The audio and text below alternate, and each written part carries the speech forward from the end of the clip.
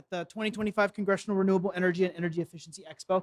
Wanted to start by just reminding everyone that we're here today because we work very closely with the co-chairs of the House and Senate Renewable Energy and Energy Efficiency Caucuses. So on the Senate side, that's Senator Crapo and Senator Reed. And on the House side, it's Representative Emanuel Cleaver. And we actually will be playing a video from him shortly. So he's unfortunately, thanks to the House change in the House schedule, he's not with us in person today. But we couldn't do it without the help from Senator Reed's office, Senator Crapo's office, and Representative Cleaver's office. That previous panel was a great one. I hope you all really enjoyed it. I learned a lot. That panel was about meeting energy demand, present tense. This panel is sort of next generation, sort of what do we need, not just what do we need more, what are the good things we already have that we need more of, but what are the new good things that we need to bring online. And we have three really tremendous speakers to help us understand that. We will turn to them in just a moment. But first, my colleague Dan O is going to bring up the video from Representative Cleaver, and then we're going to get started. So turn it over to you.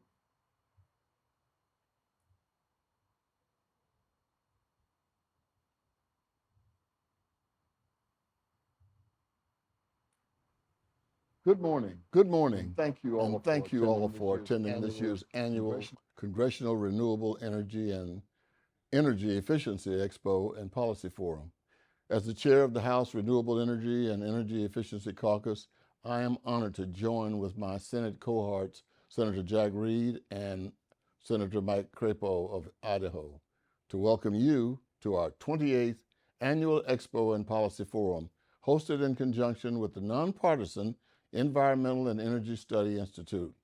Before I begin, I'd like to thank the Environmental and Energy Study Institute, their president, Daniel Burset, and all the wonderful experts attending today's panel discussions. Your tireless work and advocacy are what make this policy forum possible, and I extend my gratitude for all that you do. While I am sincerely sorry that I could not be with you this morning, as the House of Representatives was sent home early this week, I leave you in good hands with some of the best energy experts in the country. And as you all know, the topics that will be discussed today are incredibly important in our work to strengthen energy production and efficiency, lower energy costs for American families, and protect the planet for future generations to come. Whether it's reducing carbon emissions, saving families money on their utility bills, creating good-paying jobs, or building resilient communities that are ready for the future, today's showcase will examine the best policy solutions that support our nation's energy future. And there are a whole host of ways in which we can accomplish these objectives. But I'd like to selfishly mention two of my own policy solutions that I've been fighting for in the House of Representatives. As the ranking member of the Housing and Insurance Subcommittee, I've thought a lot about what we can do to make housing more energy efficient. One bill that I'm particularly excited about is the Cool Roof Rebate Act, which I introduced with Congresswoman Valerie Vucci earlier this year. That legislation would help vulnerable households purchase reflective roof products through a first-of-its-kind federal rebate program, ensuring families can lower their energy costs by increasing the energy efficiency of their home. Just like the Inflation Reduction Act incentivized Americans to purchase electric vehicles, which supported good-paying jobs in the auto and battery industries. The Cool Roof Rebate Program would make cool roofing technology more affordable to American families, helping to lower their home cooling costs while providing incentives necessary to grow and diversify the cooling roofing market. And while the development of new innovations will be essential in our work to combat climate change and increase efficiency, we don't always need the latest technology to address these challenges. One of the lower tech ways in which we can help communities become more energy efficient is by simply planting more trees. And more communities adopt tree planting programs to not only beautify their neighborhoods, but also to cut carbon emissions. I've introduced the Bipartisan Trees Act, with Representatives Matsui and Fitzpatrick, to help homeowners increase tree canopy in underserved communities, helping to lower energy costs and mitigate the effects of climate change through residential tree planting. The TREES Act would create a cost share grant program at the Department of Energy to provide $50 million in funding to plant a minimum of 300,000 trees annually in residential neighborhoods through 2028. The program also seeks to prioritize low wealth communities as well as areas with low tree canopy and heat islands, which ensures we maximize its effectiveness.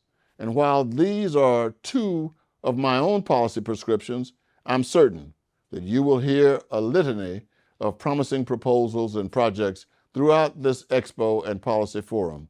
As you gain insight into the latest innovations, I hope that you will continue to advocate for more bipartisanship and more urgency when it comes to energy issues.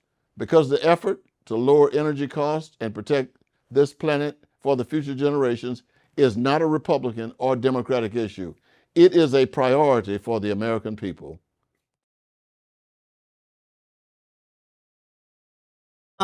Definitely a bummer that he wasn't able to join us today, but his pin matched his outfit at a level that's pretty incredible.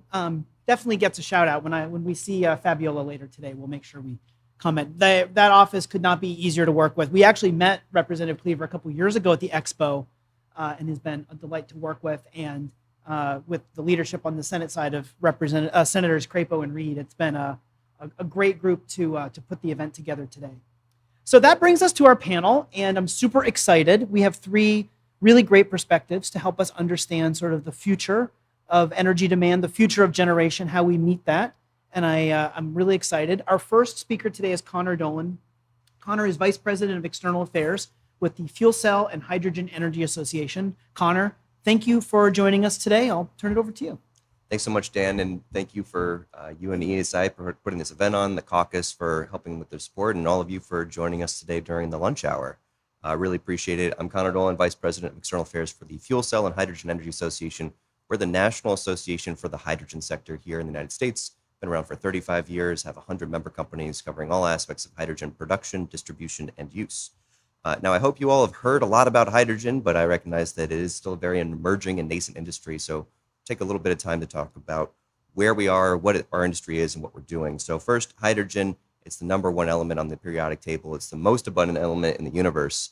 We can generate it from just about any source here in the United States. We have folks today, most of the hydrogen is actually coming from natural gas, so 95% in the world in the country comes from natural gas production. You take your CH4 molecule, apply steam and heat, break it into carbon, CO2 gas and hydrogen gas. We have folks doing blue hydrogen, where you're adding carbon capture and sequestration of that to clean up those operations. They can also clean that up by adding renewable natural gas or low carbon intensity gas like RSG and other low CI fuels. Teal hydrogen is another one. It's methane pyrolysis. We have a member company, Monolith, that's based out of Nebraska, doing a big billion-dollar project of methane pyrolysis, where instead of getting a stream of CO2 gas, they actually create carbon black as a byproduct, which you can do as an industrial commodity, primarily for tire manufacturing. So we currently import a lot of our carbon black. Being able to produce hydrogen and that industrial commodity is really beneficial. Then we get into the cleaner forms of hydrogen, talking about green hydrogen, where you're getting hydrogen from an electrolyzer running solar or wind or other clean electricity through this electrochemical device. You break your water down into hydrogen and oxygen. You have zero emission hydrogen that can be generated there. We also have really low carbon hydrogen generating from nuclear power, where we're able to use and harness the heat and electricity from nuclear power plants to make hydrogen that way. We also have folks that are doing geologic hydrogen. It's often called white or gold hydrogen. In fact, in Cleaver's, just to the left of Cleaver's district in Kansas, there's a number of explorations underway for some of the earliest American deposits that have been found here that they're working on finding ways of drilling that from under the ground. Very similar to fracking. It's a very interesting prospect where we could have this abundant amount of hydrogen just located just under the surface that we could be mining underground. So we're really excited for the wide variety of ways of getting hydrogen here in the United States. Our association is a pathway agnostic view towards this. We support all forms of clean hydrogen, nuclear power, geothermal, fossil fuels, green hydrogen, and the like. When we're talking about the uses of hydrogen, there is a lot of them. Right now, we have folks that are exploring building and industrial heat applications where you can use hydrogen as a heating element Right now, we're starting with blending hydrogen into the natural gas grid. You can blend up to 15% or so of hydrogen into our natural gas grid, lowers the carbon intensity, and there's no need for any retrofits or updates to your appliances on the end use. Eventually, this could become a much greater amount of hydrogen blending, maybe even 100% that is being explored as a low carbon way of getting hydrogen getting heating applications. Transportation fuel is another very big one. We have 15,000 cars from fuel cells underway in the United States, being driven today by consumers in California by Honda, Toyota, and Hyundai. We have emerging deployments of trucks and buses at various transit agencies across the country. There's 70,000 hydrogen-powered forklifts in operation in warehouses and distribution centers by Amazon and Walmart and the like. So it's very exciting.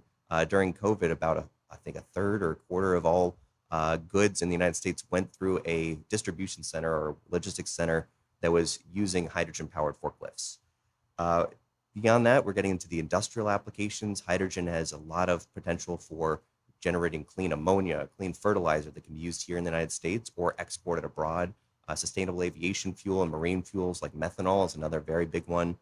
We can even have hydrogen production for steel and cement, having low carbon intensity steel that can be produced here in the United States by replacing coal with hydrogen for that heat element.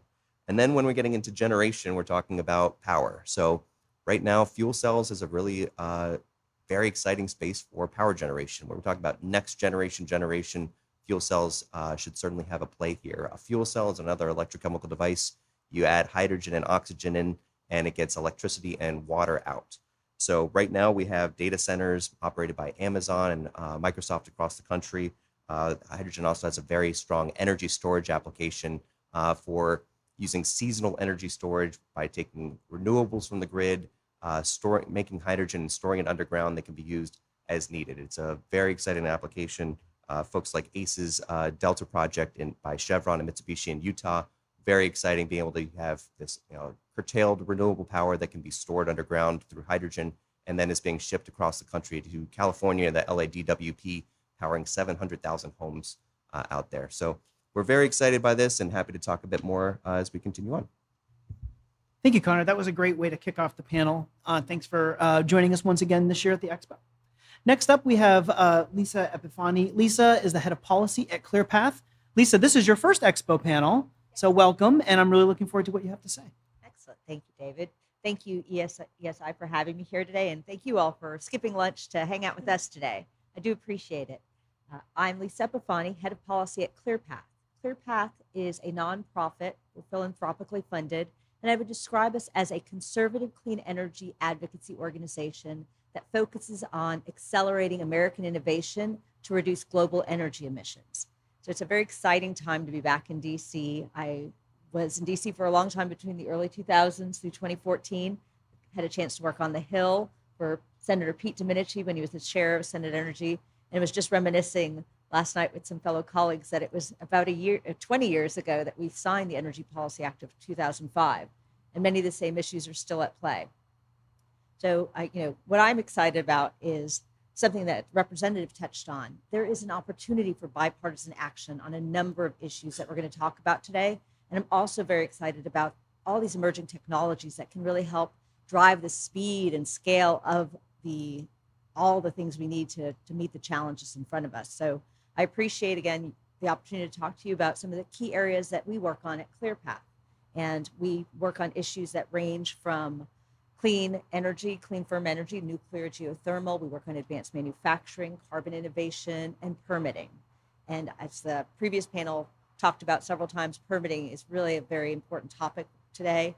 I believe that there is a combination of things that have occurred between the Supreme Court case ruling in the 7 counties, past congressional actions that indicate an increased appetite to address permit reform, the president's executive orders, and the immense energy demand growth that we're facing, have put together a bunch of things that are creating this window of opportunity for Congress to act on a bipartisan permitting package. And even most recently, Representative Scalise was talking about the desire to do that, and even moving it as a bill together, maybe even as soon as this fall.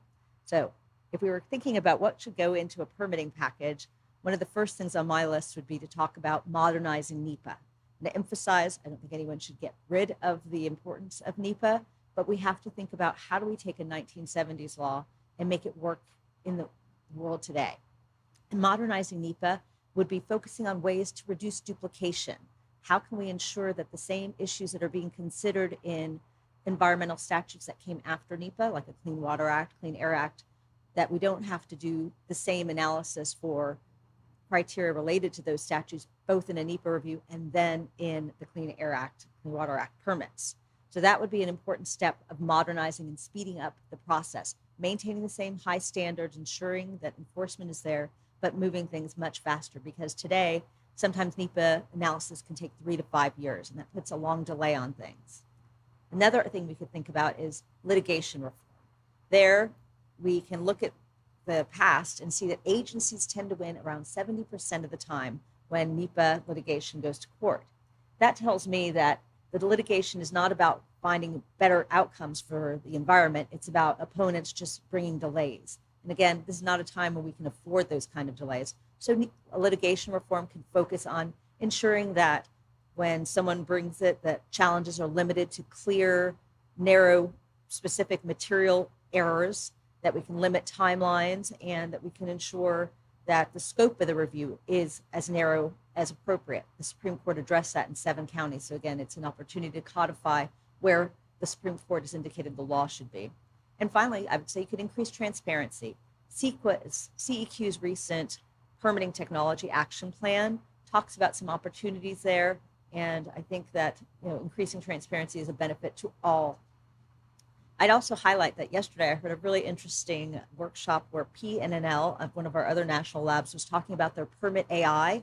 They've created this one-stop shop digital platform that can take NEPA information from the local, state, and federal level and really help expedite finding that same information, so that if an area has already been analyzed, you could go to that and get that information and really, again, cut back on the need for the number of hours, man hours, to do the same kind of work. I've been talking very generally about permitting, but permitting linear infrastructure is also key. A robust transmission grid is absolutely essential. And there, too, there's a lot of opportunities to add innovation, grid enhancing technologies, reconductoring, ways to take. We need to build more, but we have to use the stuff that we have much more efficiently. So I would wrap up with a note that all the artificial intelligence that we've been talking about, that is going to be the foundation for our national security and our global competitiveness. And it's not going to work without a strong grid. So as we address permitting, thinking about transmission is going to be critical. Thank you. Thanks, Lisa. It's amazing how many of these issues are coming up on all of the panels, like the panels about smart home technology and energy efficiency, and now this panel. It's amazing. I don't remember quite that set of common issues coming up so frequently on past Expo panels. That brings us to Karl Hausker. Karl is a senior fellow at the, senior fellow at the Polsky Energy Center. I can call you a fellow. At the World Resources Institute. Karl, it's once again great to have you join us. I'm looking forward to hearing what you have to say. Well, thanks, Daniel. I'm just an old feller at World Resources Institute, which is a think tank devoted to all aspects of sustainability, with offices, I believe, in 8 countries, working on climate, energy, oceans, cities, food, forests, waste. Quite an amazing institution. I urge you to surf wri.org anytime you have a free moment. So I think a lot of Lisa's remarks kind of addressed the how. How do we get a lot more next generation clean technology? I'm going to take a step back and sort of ask the question, why do we need next generation electricity generation options, and also kind of zoom in on one promising technology, advanced geothermal. We probably can all agree that we need power grids that are reliable, affordable, and low carbon, eventually moving to net zero emissions by mid-century. And we need a lot more electricity from our power grids. We certainly heard about demand in the previous panel. So not only do we need to meet the new loads from AI and data centers, but over time, we need to switch away from the direct combustion of fossil fuels to apply electricity in as many end uses as possible across our vehicles, buildings, and various industrial applications. So we need all that, but don't we already have the technologies that do that? We've probably all seen a lot of daily headlines, including just this last week or so, that say solar and wind are the cheapest sources of electricity. Batteries are getting really cheap now too. So why do we need next generation power technologies? Why don't we just build solar, wind, and batteries? Well, the headlines are misleading because electricity systems are complex. Asking the question, what is the cheapest source of electricity, is actually asking the wrong question. If you ask that question, many will tell you solar and wind are cheapest and have the lowest LCOE, levelized cost of electricity. End of story. That's all we need to know. But the right question to ask is what team of technologies can deliver that reliable, low-carbon electricity at the lowest system cost, not just looking at a single plant. So in the future, the core of that team of technologies will often be low-cost solar and wind across many countries, complemented by batteries and other storage technologies, complemented by expanded transmission, some of the things that Lisa talked about, complemented by innovative demand-side management that moves demand toward the periods of day when we have the most abundant solar and wind. But there's a fourth component, which is all credible analysis and modeling indicate that we need to use clean, firm technologies also to complement solar and wind grids. By clean, firm, I mean technologies that can deliver whenever needed for as long as needed with zero or few emissions. So without clean, firm generation technologies to complement solar and wind, the total system cost of a power grid will start to grow exponentially as you try to get closer and closer to 100% solar and wind. So I would like to spend hours describing to you where these different complementary technologies are, but I only have time to focus in on one, advanced geothermal. WRI recently did a white paper on this and a series of blogs that is available on the foyer table. I urge you to dig deeper on that. Geothermal power is a clean, firm technology, been around for about 100 years, tapping natural underground hot water reservoirs fairly close to the surface. Converts the hot water to steam, spins a turbine, piece of cake. But what's new and exciting about geothermal is the advanced technologies we're developing. They fall in roughly three buckets. One is enhanced geothermal, where using advanced drilling techniques, we actually fracture rock deep underground, inject water or other fluids, and then bring the resultant steam back to the surface. A second technology is called closed loop, which typically doesn't involve fracturing, although it can, where we create a reservoir and just use a pipe to conduct the heat of the rocks to the water in the pipe and bring it to the surface. And then there's a third type called super hot geothermals. This is at the research stage, but very promising. If we can continue to learn how to drill deeper and into much hotter temperatures, we have a technology that could probably scale almost anywhere in the world. Environmental benefits, very strong across air, water, low reliance on critical minerals, small land footprint. Risks, small but manageable. And the key takeaway that I really want you to think of for geothermal is that the hydraulic fracturing from geothermal is very different from the hydraulic fracturing used in enhanced oil and gas production. Number one, you don't have the pressures built up underground, nor do you have the massive water injection that is responsible for the seismic problems of advanced of oil and gas production, but instead geothermal maintains just a constant pressure of fluid circulating and also doesn't use chemicals in those fluids the way oil and gas does. So also the economics are attractive, maybe $70 to $100 a megawatt hour, initial demonstration plants, and will come down. So hope you check our white paper. Look forward to the discussion. Thank you, Karl. I'm going to move up here for the Q&A so I can see a little bit better. For folks in the audience, we definitely have time for questions, so I encourage you to work up some courage and ask our really tremendous panelists some great questions. But first, I have a public service announcement. Someone who signed into this panel left their phone at the registration table. So if you think you might have left your phone out there, wait a couple minutes so everyone doesn't think it's you. No, just teasing. It's out there. Nothing will happen to it, I don't think. But just so you know. So kicking off the Q&A, I'll get us started and then we'll come to the crowd for sure. And that is, this is a question I asked a previous panel, but I'm really interested in what you all have to say. So, if you take your remarks either individually or collectively, of course, everyone's like, yes, this is obviously the answer, but why isn't it resonating more? Connor, maybe we could start with you and then move down through the line. How can the clean energy sector, especially the next generation clean energy sector, these new technologies or technologies that require additional investments in transmission and these other things, how can they come together to tell a more cohesive story that isn't just, the answer to every question isn't just data centers, right? These are systemic issues about how the energy system of the United States works. How can we come together to tell that story in a way that resonates a little bit more? Yeah, I think that's a great question. I really liked, Karl, your answer and your comment that we need reliable, affordable, and low carbon electricity. I think the fact that we just need to have more conversations about what our energy needs are. I think the big question comes to my mind when you're thinking about solar and wind and the batteries. The question that you brought up is the intermittency subject. And again, I think we need to have more conversations around the need for low carbon, clean, firm, and things like hydrogen, I think play a great role in talking about that complementary role. We can have hydrogen made from nuclear power. We can have it from solar and wind and the variety of these sources out there. We can use it for seasonal storage. We can then use it for energy demand or any of these other fuels or applications in transportation, industrial, and the like. So I think that's the big question that or the big subject I would raise. We just need to have more conversations like this, and it's a great venue to have that. Lisa, over to you. Same question. I know you and your ClearPath colleagues are trying to do this. But what are we doing? What can we do a little bit better to come up with that cohesive story about all of the different things that have to come together to enable these next generation technologies to come online in an affordable way?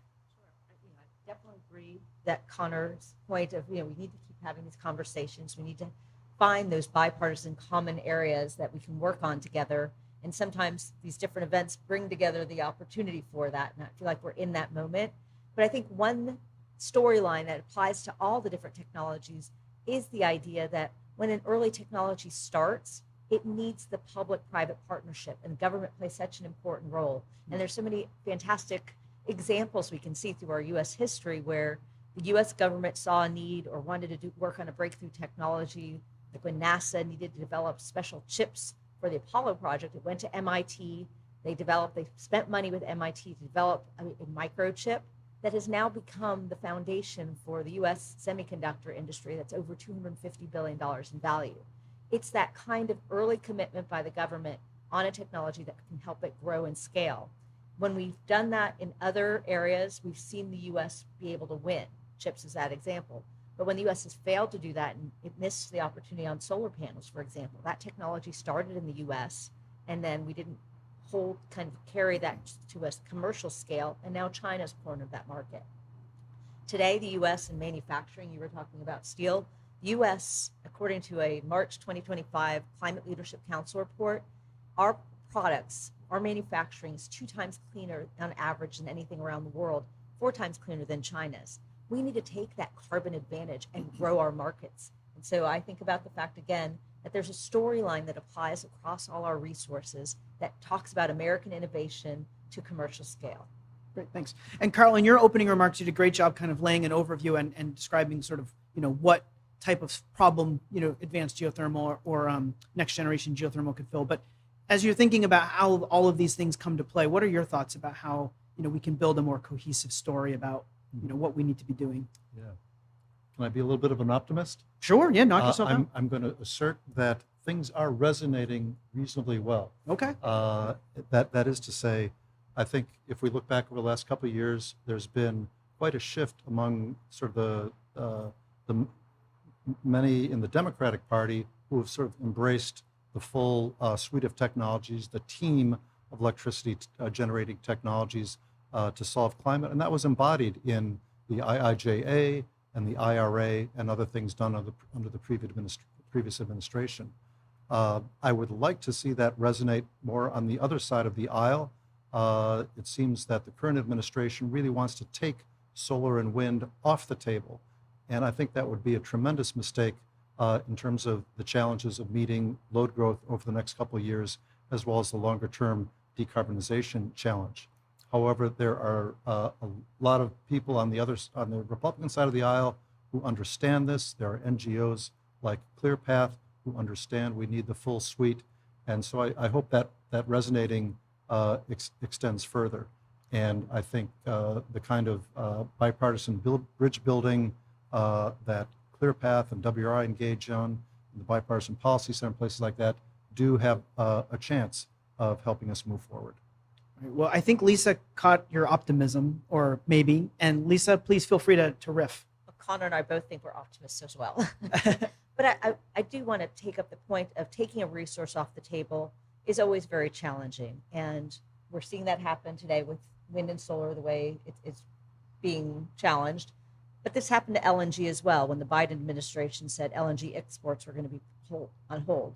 So this is not a one-party event. And I do think that all of the above means all of the above, and we need to stick with that principle. So I would highlight that, I agree with you, Karl, and both parties have been guilty of trying to put their finger on the scale sometimes. Go ahead, Connor. That's Yeah. a very good point. Can I just Oh. build on that too and say, years ago, a number of blue states had moratoriums on expansion of nuclear power, but slowly came around to realize that, no, wait a minute, let's support those existing plants, and we're seeing some lifting moratorium. But yeah, guilty on both sides of the aisle. And I would just add, I think we do have an opportunity right now to just frame the entire energy debate as this is an energy dominance play for everybody. This is an American leadership moment where we have more policies in place, we have policy certainty, more importantly, then we can be able to start building more projects. These companies are looking around the world for where they're going to be making investments. Are they going to be making them here in the United States? It's going to depend on, do we have the right policies in place? Do we have long-term policy certainty? Is that where my customers are? If we lose that policy certainty, if we don't have that kind of ability to move these things forward, we could see this in American leadership. We could be losing it, especially to China. I think when you're talking about a variety of these industries, not just solar and wind, but there's plenty out there. We've already lost the ground in a lot of places, but we have an opportunity to keep that moving forward if we have policy certainty, if we keep these investments here in the United States. Great, thanks. Can I? Okay, yeah, add of course. It's like, No, this is great. Great This is point. what we were looking for. And Connor, I think very much building that global market is so key. Not only can we build everything here in the United States we need, but we could also become a leader in global exports as well of our technologies. And so the Development Finance Corporation and the Ex-Im Bank are two really important tools that we have that can help us do that. Those are two areas that are up for reauthorization over this year and next year.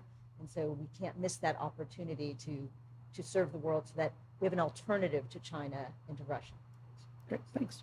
I'm looking around. If I see any hands go up, my friend Aaron will bring over a microphone. Oh, we have one over here in the corner.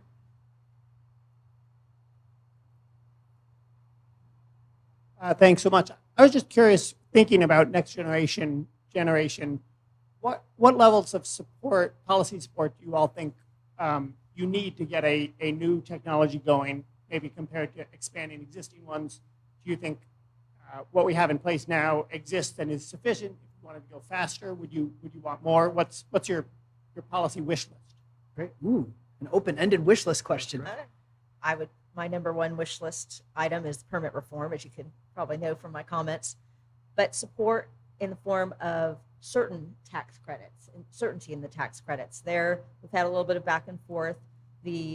What I think the key takeaway, though, after the big, beautiful bill is that a trifecta of Democrats have supported a set of tax incentives for tech neutral, and that same, a Republican trifecta supported a set of strategic tax incentives for a number of the same kind of clean energy. So that's very important that we have that base. There's certainly the wind and solar issue that Karl raised that could be addressed further, but that certainty needs to go forward. And then support for demonstration plants, I think, is very important as well. Thanks. Karl, do you have anything, or Connor? Yeah, thanks for the question, Ben.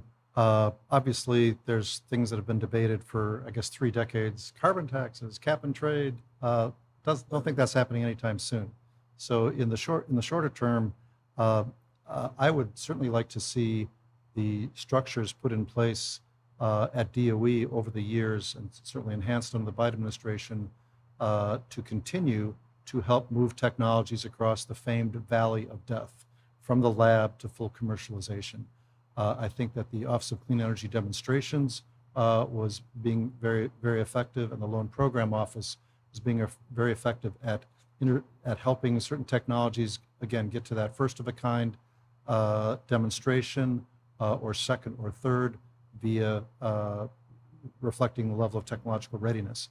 So I think there could be some bipartisan support to keep those parts of DOE in place and operating and helping technologies move to full commercialization.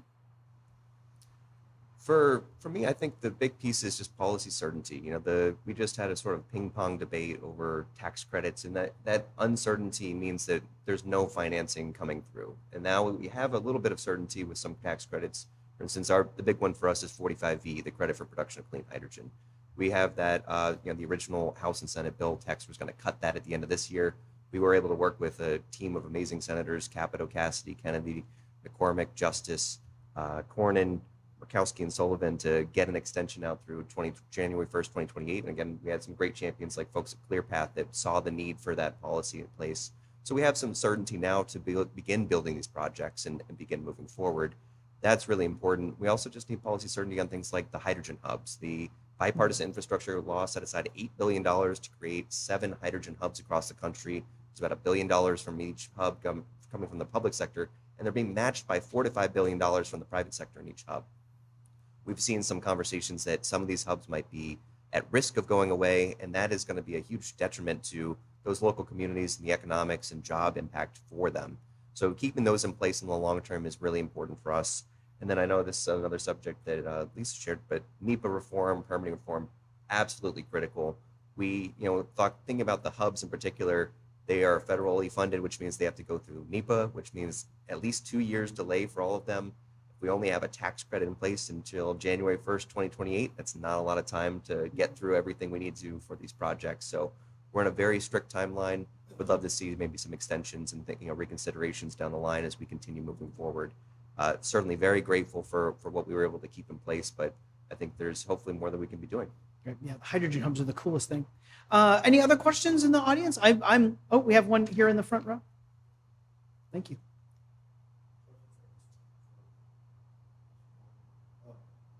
Energy required to, I guess it was to break up the natural gas into the carbon black and the hydrogen. I assume that's less than the energy required to break up the water to make the hydrogen. Is that correct? Or is there an energy penalty for breaking up methane to make carbon and hydrogen? Thank you. I believe there is. I'm not an engineer, so I focus on the policy side, but I'd be happy to follow up afterwards and see if we can get a response for you.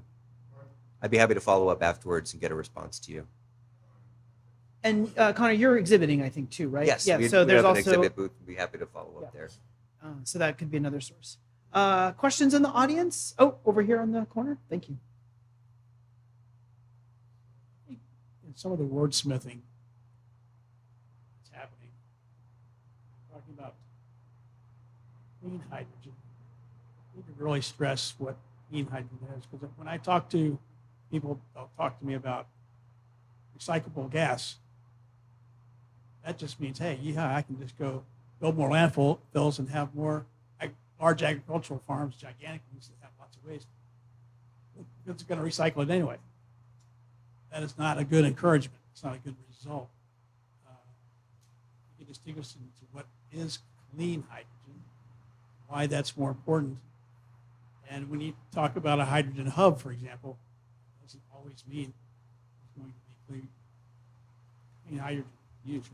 Well, the actual full name of the hubs is the Regional Clean Hydrogen Hubs. So they are focused on clean hydrogen. Each of the hubs actually have to have nuclear hydrogen, some from fossil fuels using carbon capture and sequestration to be able to reduce emissions and renewable power as well. When we're talking about clean hydrogen, we're talking about the range of technologies that have just lower emissions compared to kind of the hydrogen produced today, used mostly for like refining operations for the petroleum industry and the like. Clean hydrogen there is actually a definition by the federal government. It's 4 kilograms of CO2 to kilogram hydrogen. That's about a 60% CO2 reduction emissions compared to existing hydrogen produced today. And that could be done through a wide range of these pathways. So we are encouraging all development of clean hydrogen production, no matter whatever the pathway to get there. We don't want to limit ourselves to only just one specific technology and make sure that we are opening ourselves up to all the innovation available.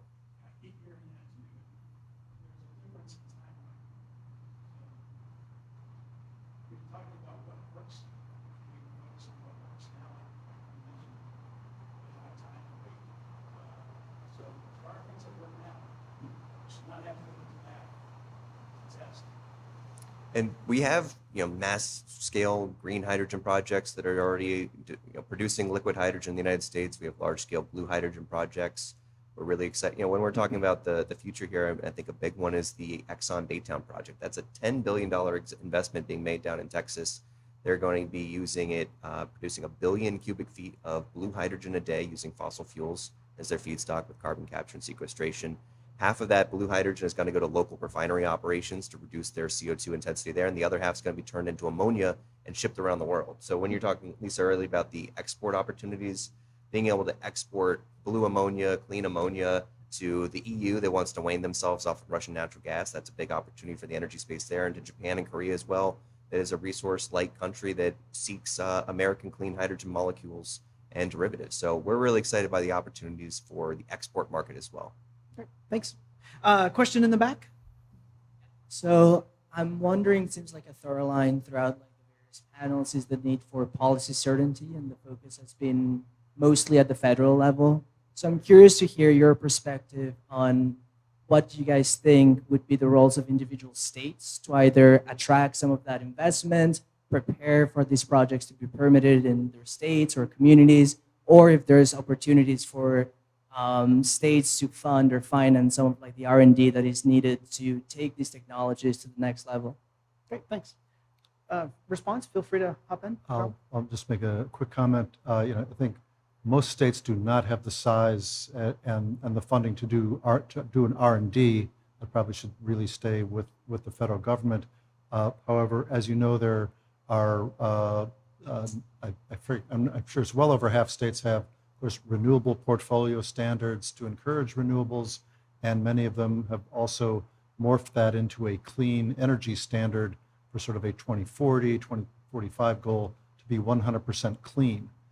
And that reinforces my point that the states that have set aggressive targets have all defined that 100% goal in terms of clean electricity, not just renewables. So yes, nuclear could be involved, a role for gas with CCS, a role for hydrogen, et cetera. And I'm also encouraged that even beyond the states that have laws or policies in place, the electric utility industry has also complemented that with a lot of voluntary targets for decarbonization over the next 2 or 3 decades. And they have stuck with those targets and are making progress, even whether it's under the Obama administration, Trump 1, Biden, Trump 2. You don't see an abandonment of those goals because the electric utilities have a long-term perspective and they know they have to help solve this problem. So I'm encouraged by that. Lisa or Connor, do you have any response you'd like to share?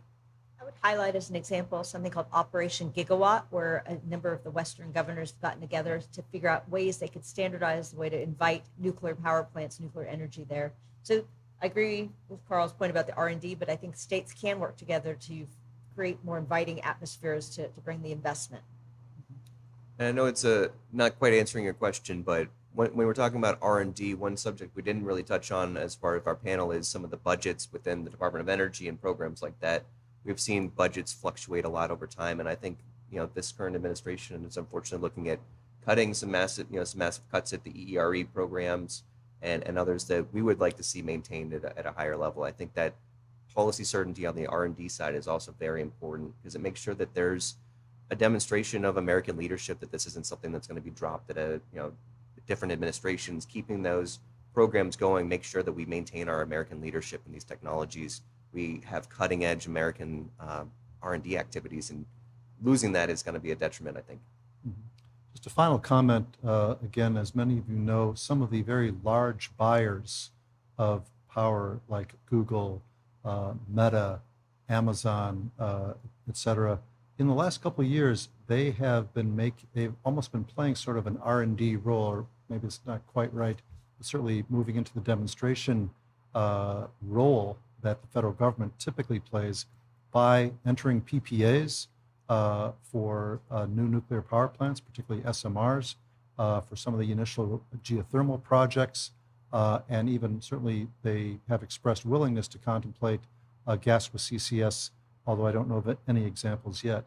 This is critical, and it's also great to see both blue, red, and purple states welcoming these facilities to be built in their territory. So that's, again, an encouraging sign that we're going to be moving ahead with those clean, firm technologies to complement the solar and wind build out. Yeah, I was also thinking too, like some states, Connor was talking about the hydrogen hubs. That was a competitive process.